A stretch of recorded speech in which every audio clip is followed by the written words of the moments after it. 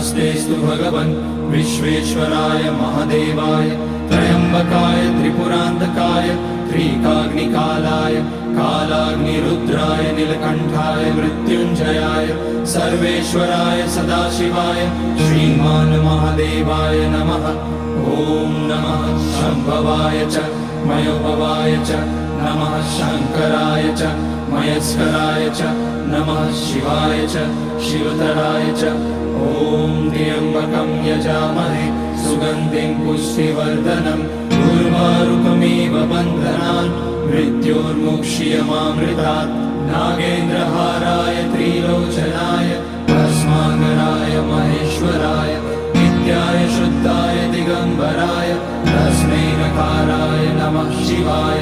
Mandakini सलिलचन्दनचर्चिताय Nandishwar प्रमथनाथ महेश्वराय